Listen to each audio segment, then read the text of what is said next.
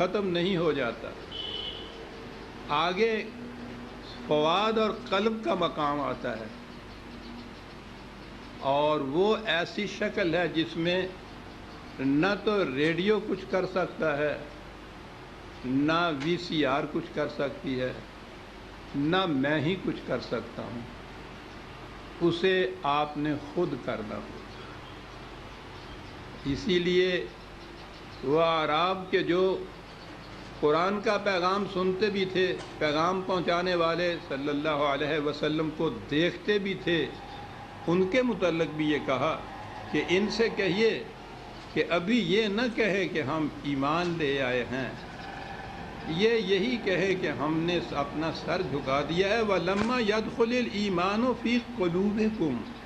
ایمان تمہارے دل کی گہرائیوں میں اترا نہیں ہے ابھی۔ تو یہ جو منزل ہے عزیزان من کہ جو آپ سنتے ہیں دیکھتے ہیں اسے دل کی گہرائیوں میں اتارا جائے، یہ آپ کے اپنے کرنے کا کام ہوگا۔ اس میں نہ فطرت کی قوت کوئی فائدہ پہنچا سکے گی، نہ میں ہی آپ کے لیے کچھ کر سکوں گا، اس میں ہر فرد کو اپنے لیے آپ کچھ کرنا ہوگا۔ اللہ تعالیٰ توفیق عطا فرمائے ہمیں کہ جو اس کا پیغام ہم پہلے سنتے ہی تھے، باہر والوں کے لیے میں عرض کروں گا کہ جسے اب آپ بولنے والے کو اپنے سامنے بھی دیکھ سکیں گے، اس پیغام کو دل کی گہرائیوں میں ہم اتار لیں کہ اس کا فائدہ اسی صورت میں ہو سکتا ہے جب یہ دل میں اترے۔ قرآن نے تو ایمان کی شرط یہ بتائی ہے کہ یہ دل میں اتر جائے۔ اور اس تمہید یا اس تعارف کے بعد اب میں درس کی طرف آتا ہوں۔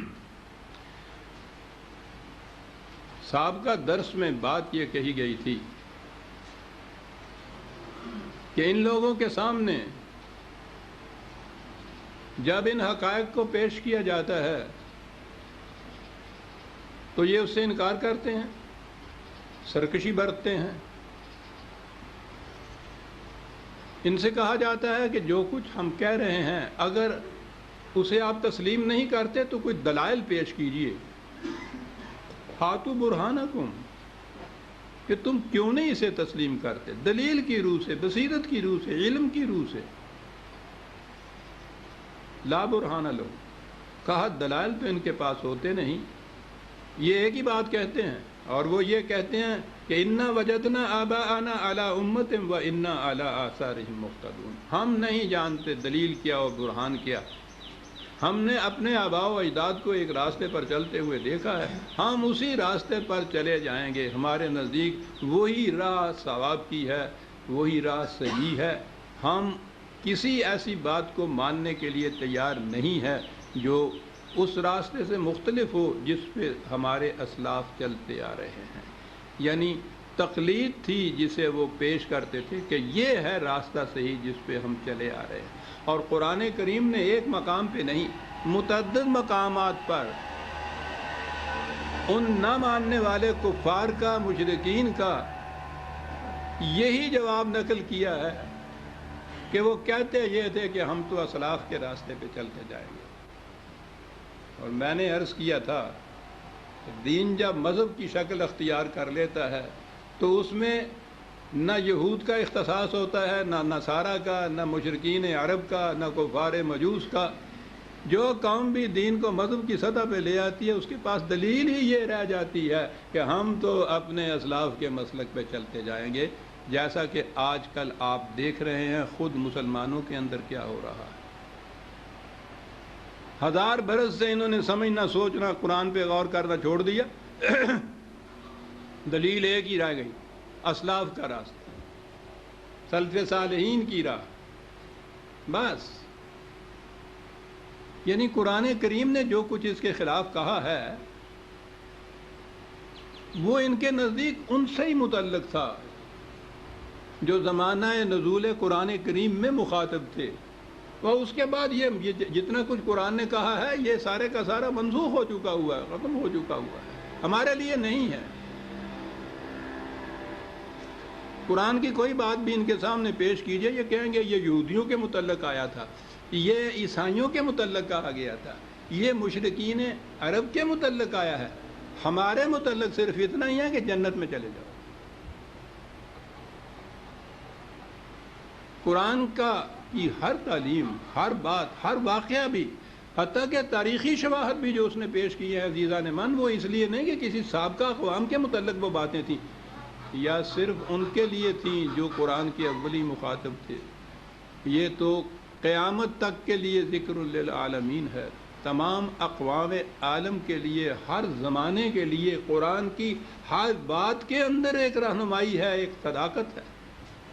یہ سب کچھ ہمارے لیے بھی ہے۔ یہ کوئی دلیل نہیں ہے قرآن کی روح سے کہ ہمارے اسلاف جو کرتے آئے ہیں، تواتر سے جو ہوتا آ رہا ہے، متوارث جو چلا آ رہا ہے، جمہور امت کا جو ہے، کوئی دلیل نہیں ہے۔ دلیل یہی ہے کہ قرآن نے جو نازل کیا ہے اسے پیش کرو، وہی سند ہے، وہی حجت ہے، وہی دلیل ہے، جو اس کے مطابق ہے صحیح ہے، خواہ وہ اسلاف سے چلا آئے یا آج کوئی بات کہے۔ جو اس کے خلاف ہے وہ غلط ہے، خواہ کہنے والا کوئی کیوں نہ ہو۔ ایک غلط بات جو ہے محض اس لیے سچی نہیں ہو سکتی کہ وہ غلط بات 500 سال سے غلط کہی جا رہی ہے، اور ہمارے پاس تو غلط اور صحیح کا معیار موجود ہے، غیر متبدل ابدی معیار خدا کی کتاب۔ میں نے پچھلی دفعہ یہ جہاں تک آ کر کہا تھا وہ اقبال کا شعر بھی ہے کہ اگر یہ تقلید اسلاف ہی صحیح راستہ ہوتا تو پیغمبر ہم رہے اسلاف رستے۔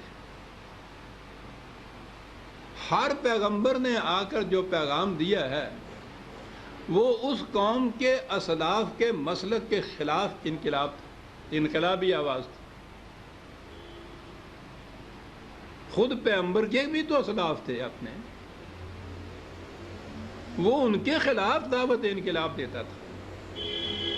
اور قرآن کریم نے یہ کہنے کے بعد، جیسا کہ اس کا انداز ہے، فوراً ایک تاریخی شہادت پیش کرتا، اور شہادت بھی اس نے پیش کی ہے، اذ قال ابراہیم لابیہ وقومہ اننی براء مما تعبدون، حضرت ابراہیم علیہ السلام کا واقعہ۔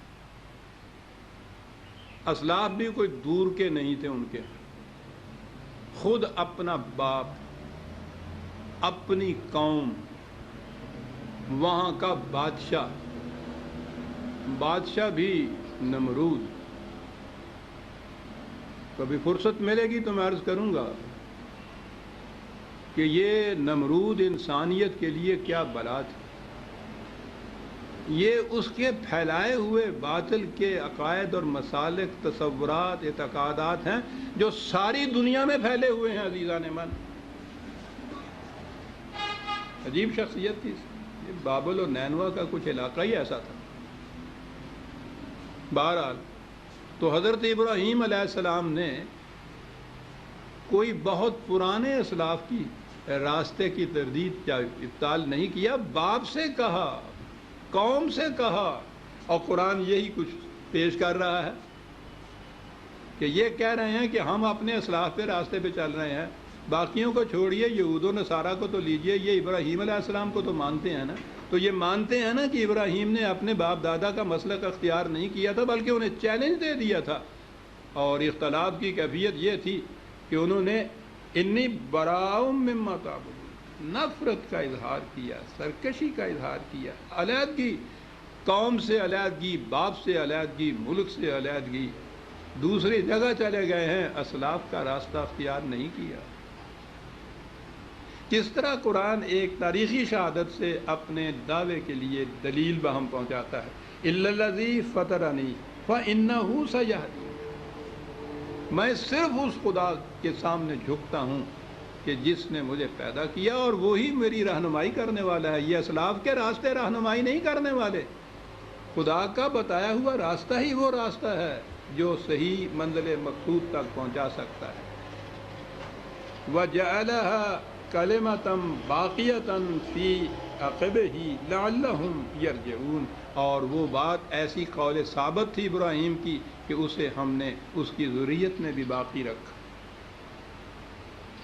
یہ عرب کے کم از کم مشرکین تو یہ دعویٰ کرتے تھے کہ یہ ان کی اولاد بھی ہیں، ذریت میں سے ہیں۔ جیسا میں نے ابھی عرض کیا ہے یہود و نصارہ تک ان کو اپنا